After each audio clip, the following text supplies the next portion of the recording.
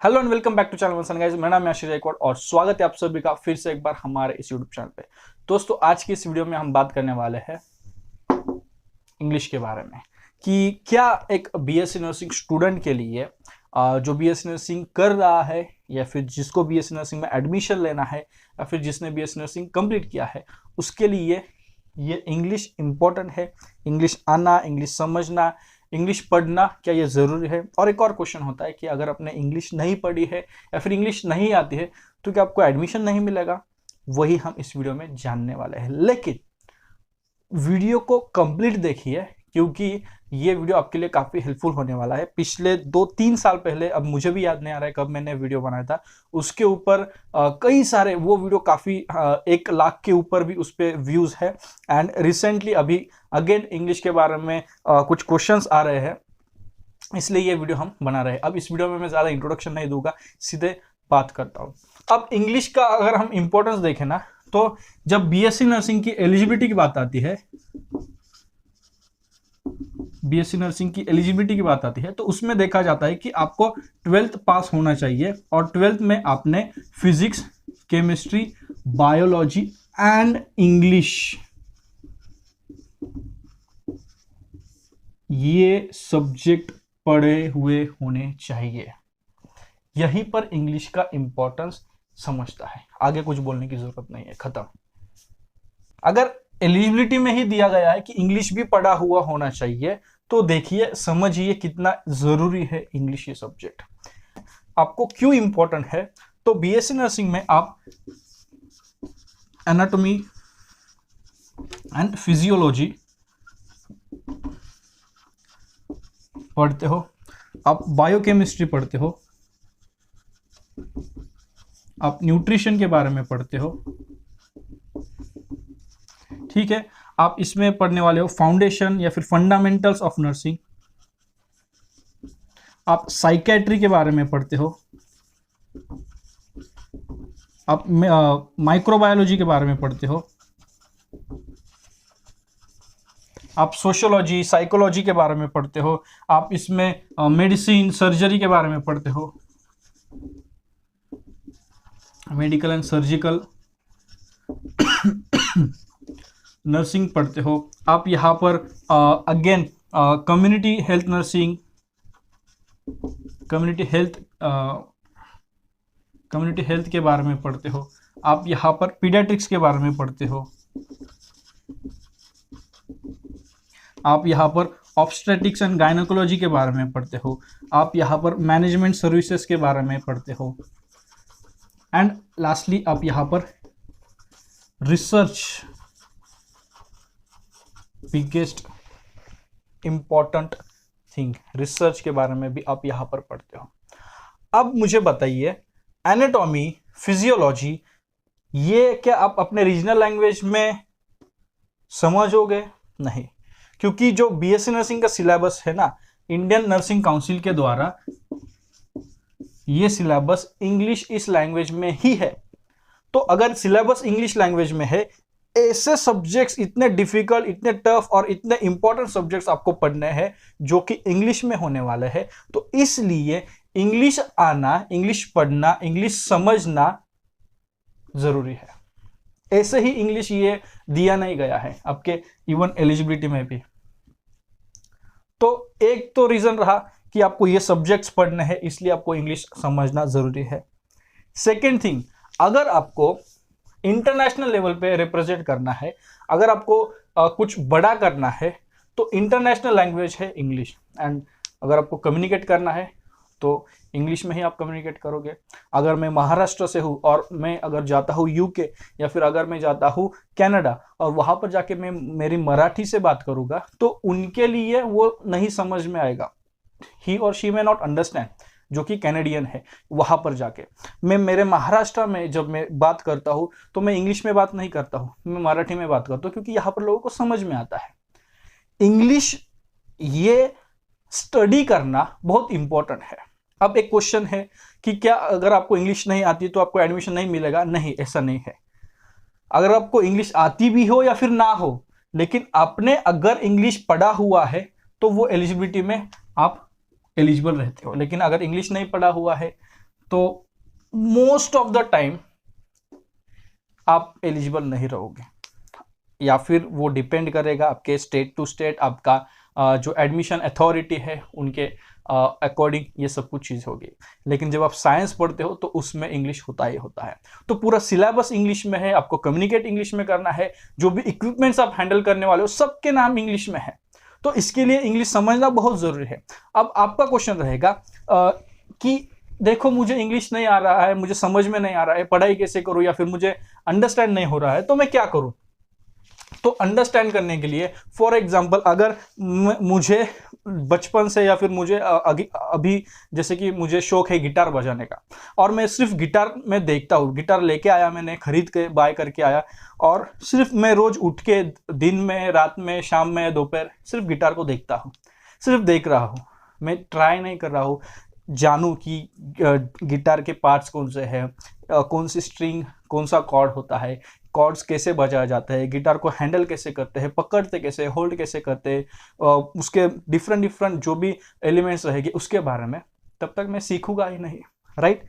तो प्रैक्टिस करना बहुत ज़रूरी है। तो अगर आपको इंग्लिश इंप्रूव करना है ना, तो सबसे पहली चीज़ आप प्रैक्टिस करिए। अब आप बोलोगे सर कैसे प्रैक्टिस करें? तो प्रैक्टिस करने के लिए आपको बोलना पड़ेगा, स्पीक आउट लाउड।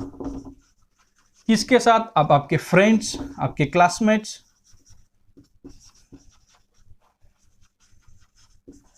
आप बात कर सकते हो, आपके पेरेंट्स इफ पॉसिबल, पेरेंट्स के साथ आप बात कर सकते हो, आपके सिबलिंग्स के साथ बात कर सकते हो, ट्राई करिए।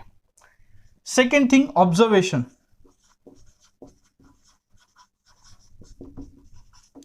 ऑब्जर्व करिए लोगों को बात करते हुए, ऑब्जर्व करिए लोग कैसे स्टेटमेंट फ्रेम करते हैं, ऑब्जर्व करिए कुछ चीजों को बताने के लिए लोग कैसे कौन से वर्ड्स यूज करते हैं, किस प्रकार से वोकैबुलरी यूज करते हैं, ऑब्जर्वेशन। थर्ड थिंग, ऑब्जर्वेशन या फिर इसे हम बोलेंगे listening. Listen how people speak. इसके बाद थर्ड थिंग है राइट। लिखिए, लिखने की कोशिश करिए, देखकर लिखने की कोशिश करिए। आप बोलते हो ना कि मुझे समझ में नहीं आ रहा है, या फिर मैंने जो भी समझ लिया है तो वो, या फिर जो भी स्टडी किया है मुझे याद नहीं रहता है, तो उसके लिए आपको क्या करना पड़ेगा? इंग्लिश लिखिए। जितना आप लिखोगे वो वर्ड्स आपको फेमिलियर लगेगा, आपके आंखों के लिए, आपके माइंड में भी वो लगेगा ठीक है, हाँ चलो ये मैंने पढ़ा है, ये मुझे पता है, मैं ये लिख सकता हूँ। तो लिखिए, जितना हो सके उतना लिखिए। एंड उससे भी सबसे ज्यादा इंपॉर्टेंट है रीडिंग। प्रैक्टिस करने के लिए आप बात करिए लोगों के साथ, आपके फ्रेंड्स से, आपके क्लासमेट से। देखो आप ऐसे भी इंस्टाग्राम, व्हाट्सएप, फेसबुक सब चैट करते हो, चैटिंग करते हो, उसमें कैसे होता है? सब कुछ इंग्लिश में ही है, राइट? आप स्टेटसेस डालते हो, आप कैप्शंस डालते हो, कहाँ से होता है? इंग्लिश में। सेम चीज तो यहाँ पर आपको करनी है, ठीक है? उसके अलावा बात करिए, इंग्लिश में ही बात करने की कोशिश करिए, ऑब्जर्व करिए लोगों को, लिसन करिए, आप राइट करिए, रीड करिए, अलग अलग नॉवेल्स, अलग अलग बुक्स आप रीड करिए। अब रीडिंग के लिए मैं क्या करता था, मैं पर्सनली क्या करता था, मेरे टीचर ने, मेरे जो इंग्लिश टीचर थे 8th स्टैंडर्ड में, 7th 8th स्टैंडर्ड में, उन्होंने ये चीज कही थी कि एक न्यूज़पेपर लेके आओ और उसको एक हफ्ते तक, 1 वीक रीड करिए। एंड जब आप रीड करोगे, हर एक न्यूज़पेपर का पूरा नूक एंड कॉर्नर आपको रीड करना है, एंड उसमें से जो डिफिकल्ट वर्ड आपको लगता है, डिफिकल्ट वर्ड, तो उसको अंडरलाइन करो और उसका मीनिंग जो है ना किसी डिक्शनरी में फाइंड आउट करो। तो ऐसे दिन के, डेली के 5 वर्ड्स आप लर्न करो। इससे क्या होगा? आपकी वोकैबुलरी बढ़ेगी, और अगर आपकी वोकैबुलरी बढ़ेगी तो भाई साहब कॉन्फिडेंस तो ऐसे ही बढ़ेगा। कॉन्फिडेंस बढ़ेगा तो काहे का इंग्लिश, कौन सा भी, कैसे भी हो, आप कहीं से भी हो, डजेंट मैटर, फिर अपन ही भगवान है, ऐसा आता, ऐसे आपका मतलब ये हो जाता है, राइट? तो इस प्रकार से आपकी वोकैबुलरी बढ़ सकती है। उसके अलावा यहाँ पर रीडिंग भी हो रही है, आप ऑब्जर्व भी कर सकते हैं, लिसनिंग नहीं, आप ऑब्जर्व भी कर सकते हैं कि कैसे स्टेटमेंट्स फ्रेम किए गए हैं। और वहां पर उन्होंने ये भी कहा था कि जब आप रीड कर रहे हो ना, तो देखिए कौन सा टेंस है, किस वर्ड में, अगर पास्ट टेंस है तो वहां पर क्या यूज किया है, हैज यूज किया है, हैड यूज किया है, वाज यूज किया है, इज यूज किया है। आप प्रोनाउंस देखिए, आप प्रेपोजिशंस देखिए, कंजंक्शंस देखिए, छोटी छोटी चीज है ग्रामर के, देखिए कैसे यूज किया है। चलो ये तो बहुत बेसिक है, ये बहुत डीप गया थ्योरी में, प्रोनाउंस, नाउंस, कंजंक्शन, ये एडजेक्टिव वगैरह, चलो वो छोड़ दो, बस देखिए स्टेटमेंट कैसे फ्रेम किया है। सिंपल स्टेटमेंट्स देखिए, सिंपल सेंटेंसेस देखिए, एंड वो एक जरिया रहेगा आपका। एक तो रीडिंग प्रैक्टिस भी रहेगी, ज्यादा मत रीड करिए, क्वालिटी जितना है, एक न्यूज़पेपर लेके आए हफ्ते भर वही रीड करिए। एंड आपको देखो 5 वर्ड्स अगर आप डेली पढ़ रहे हो, दिन के एक हफ्ते में 35 न्यू वर्ड्स आप पढ़ लोगे, 7 5 से 35। एक महीने में एक महीने में अगर हम इसको 30 डेज में 35 इंटू 30 हम करें तो कितने वर्ड्स हो गए? देखिए 1500 समथिंग वर्ड्स हो गए, उससे भी ज्यादा वर्ड्स हो गए जो कि आप एक महीना में पढ़ोगे। देखो एक ही महीना में 1000 से ऊपर, ऑलमोस्ट 1000 से ऊपर वर्ड्स आप पढ़ रहे हो, वोकैबुलरी बढ़ रही है। एंड वोकैबुलरी के साथ साथ आप रीडिंग कर रहे हो, सुन रहे हो, ऑब्जर्व कर रहे हो, क्या प्रॉब्लम है? देखो इंग्लिश सुधारनी है, प्रैक्टिस बहुत इंपॉर्टेंट है। और अगर आप चाहते हो कि इंग्लिश के ऊपर क्लासेस ले या फिर इंग्लिश के ऊपर ऐसे कुछ करे हम या फिर मैं, ताकि आपको हेल्प हो, तो कमेंट करके बताइए, मैं वो भी ट्राई करूँगा कि जिससे आपकी इंग्लिश इंप्रूव हो। और मैं भी डेली सीख रहा हूँ, मैं ऐसा नहीं कि मैं परफेक्ट हूँ, नहीं, मैं भी डेली सीख रहा हूँ कि कैसे मैं अच्छे से मेरी वोकैबुलरी, अभी तो वो जो आदत थी वो स्कूल के टाइम पे वो आदत थी, वो अभी तो छूट गई है, अभी वो नहीं है। बट अभी भी मैं ट्राई करता हूँ या फिर सुनता हूँ, पढ़ता हूँ, देखता हूँ कि कैसे हम थोड़ा इम्प्रूव कर सकते हैं, कैसे कुछ वर्ड्स यूज़ किए जा सकते हैं अलग अलग लैंग्वेजेस में। तो ये चीज़ है। तो इंग्लिश इम्पॉर्टेंट है, क्यों इम्पॉर्टेंट है, क्या इम्पोर्टेंस है इंग्लिश का वो मैंने बताया, और आपको क्या क्यों ज़रूरत है इंग्लिश की वो मैंने बताया। इंग्लिश को इम्प्रूव कैसे करें वो भी मैंने बताया है, उसके लिए आप क्या कर सकते हो वो भी चीज़ मैंने बताई है। इसके अलावा अगर आपके कोई भी डाउट है और आपको लगता है कि मेरे साथ पर्सनली बात करें ना, तो मैं आपके साथ आपके लैंग्वेज में बात करूँगा, आपके लैंग्वेज मतलब हिंदी में बात करूँगा।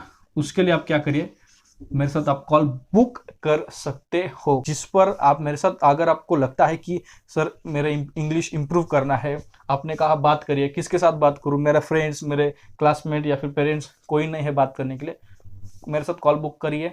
आपको आपके डाउट आप मुझे पूछ सकते हो, या फिर अगर आपको इंग्लिश प्रैक्टिस करनी है तो मेरे साथ आप इंग्लिश प्रैक्टिस कर सकते हैं। तो दैट्स इट। इस तरह मैं आपके हेल्प करूँगा, और मैं उस टाइम पे आपको समझ भी, मतलब आपको ये भी बोलूँगा भी कि क्या करना चाहिए था, क्या नहीं करना चाहिए, कैसे बोलना है, कैसे नहीं बोलना है। एंड उसके अलावा मैं आपको ट्राई ये भी करूँगा कि आंसर्स कैसे फ्रेम करने हैं, तो वो सब कुछ मैं यहाँ पर दूंगा। तो उसके लिए आपको मेरे साथ कॉल बुक करना पड़ेगा, डिस्क्रिप्शन में लिंक है। जब आप कॉल बुक करते हो वहाँ पर एक नोट सेक्शन आता है, वहाँ पर आपको मेंशन करना है कि आप क्यों कॉल बुक किए हैं, क्या आपने आपके डाउट के लिए कॉल बुक किया है या फिर इंग्लिश के लिए कॉल बुक किया है, वो वहाँ पर आप मेंशन करिए। एंड इस प्रकार से I will help you, you will help me, and हम मिलके इंग्लिश सुधारेंगे। एंड इससे क्या होगा, नर्सेस और ट्रेंड रहेगी, कम्युनिकेशन स्किल्स जो है वो हमारी बेहतर रहेगी, हम साथ में ऑल एस्पेक्ट्स, काफ़ी सारे एस्पेक्ट्स में हम साथ में ग्रो करेंगे। एंड हमारा जो मिशन है to take Indian nursing to the next level, वो उसमें भी हम काफ़ी हद तक सक्सेसफुल रहेंगे। तो आज के इस वीडियो में बस इतना ही। उम्मीद करता हूँ ये वीडियो आपके लिए हेल्पफुल रहा होगा। अगर आपके कोई भी डाउट है तो वो आप कमेंट बॉक्स में कमेंट करिए, या फिर देखो अगले इस वीडियो को अपलोड करने के बाद पूरा 1 घंटा में जो भी कमेंट्स आएंगे ना उसके ऊपर रिप्लाई देने वाला हो, तो कमेंट करिए ज़्यादा से ज़्यादा।